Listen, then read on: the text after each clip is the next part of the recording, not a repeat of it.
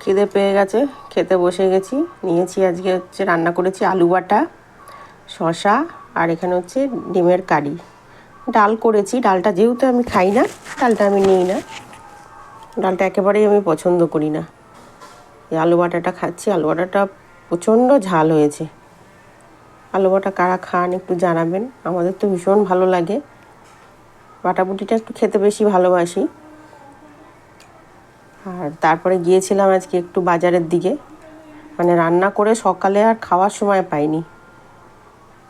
যেহেতু বাজারে যেতে হবে, তাড়াহুড়ো করে ডাল বাটা আর ডিমের ঝোল করে রেখে চলে গেছি। সেই জন্যই খিদেটা পেয়ে গেছে। আগে খেয়ে নিই, তারপরে দেখাবো কি কি আনলাম বাজার থেকে।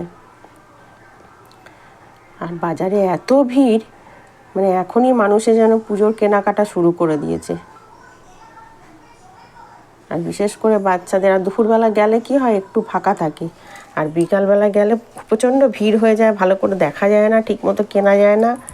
অনেকক্ষণ দাঁড়িয়ে থাকতে খুঁজে খুঁজে এদিক ওদিক, প্রচণ্ড ভিড়ে আর কেনাকাটা করা যায় না।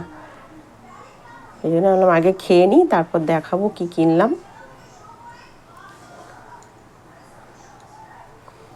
এত ঝাল হয়েছে, এত ঝাল মানে চিন্তা করা যায় না। এত ঝাল খেতে পারি না, তাও খেয়ে নিলাম খিদের জ্বালায়, কি করব।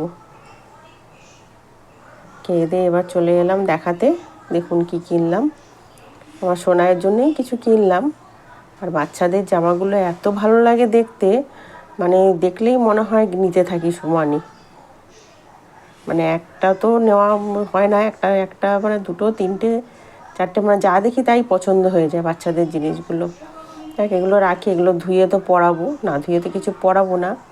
ঠিক আছে, আজকে এই পর্যন্ত রাখি। ভালো থাকবেন, সুস্থ